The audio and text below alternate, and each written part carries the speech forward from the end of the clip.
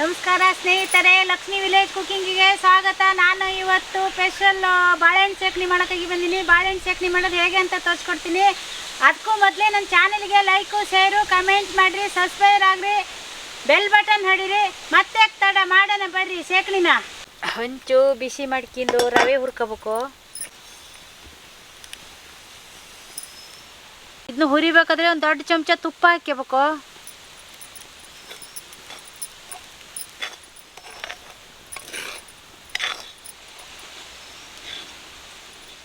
ಸಣ್ಣ ಬೆಂಕಿಗೆ ನಿಧಾನ ಹುರ್ಕೋಬೇಕು. ರವೆ ಕೆಂಪಾಗರಿತಿ. ಈ ತುಪ್ಪ, ಇದು ಉಂಡೆ ತುಪ್ಪ ಕರಗಬೇಕು.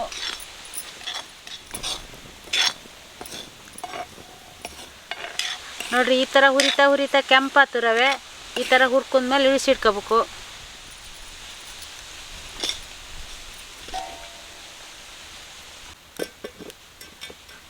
ಫಸ್ಟ್ ನೀರು ಹಾಕೋಬೇಕು.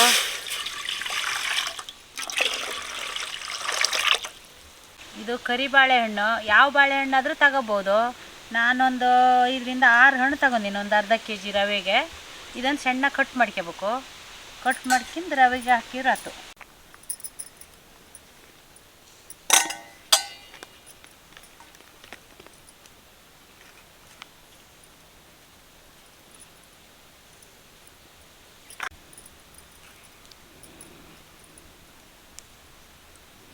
ಈ ಬಾಳೆಹಣ್ಣ ಸಣ್ಣ ಸಣ್ಣ ಕಟ್ ಮಾಡ್ಕೋಬೇಕು.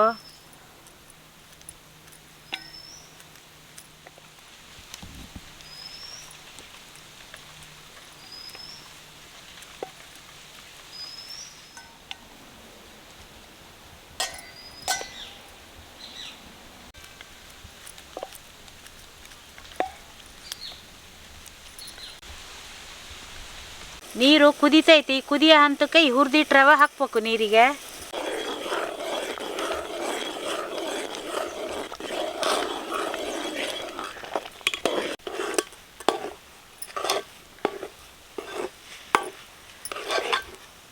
ಈ ರವೆ ಬೆಂದ್ಮೇಲೆ ಸಕ್ಕರೆ ಹಾಕ್ಕೋಬೇಕು.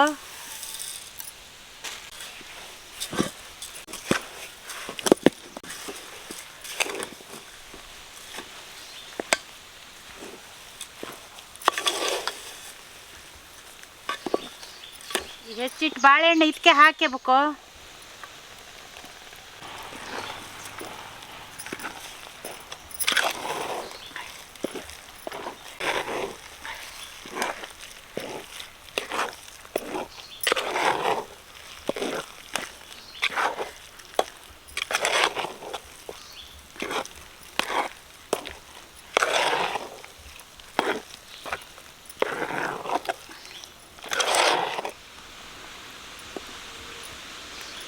ಹೀಗೆ ಒಂದು 5 ನಿಮಿಷ ಸಣ್ಣ ಬೆಂಕಿಯಾಗಿ ಮುಚ್ಚಿಡ್ಬೇಕು. ಸ್ವಲ್ಪ ಪರಿಮಳಕ್ಕೆ ಯಾಲಕ್ಕಿ ಬೀಜ ಜಪ್ಪಿ ಹಾಕ್ಕೋಬೇಕು.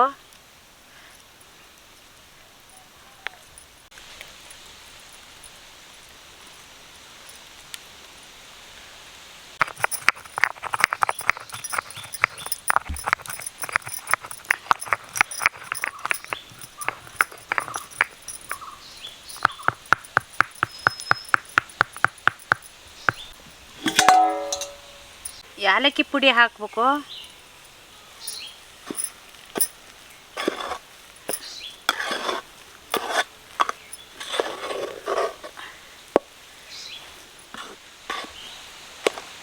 ಈ ಥರ ಹುಟ್ಟಾಗ ಆಡ್ತಾ ಇರಬೇಕು, ಇಲ್ಲಾಂದರೆ ಅಡಿಗಡೆ ಹಿಡಿದು ಹೋಗ್ಬಿಡ್ತೈತಿ.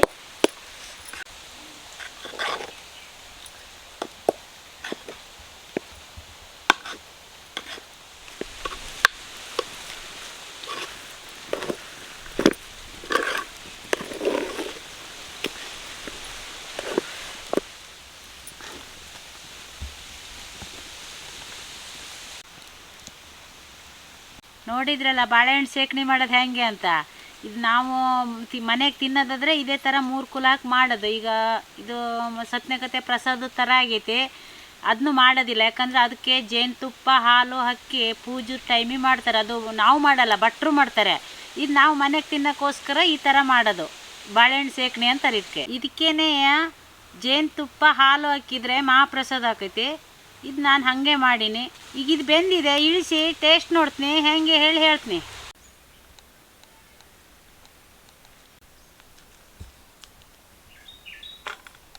ಈಗೆಲ್ಲ ಮಾಡಿ ಆಯ್ತು, ಟೇಸ್ಟ್ ನೋಡೋಣ ಬನ್ನಿ.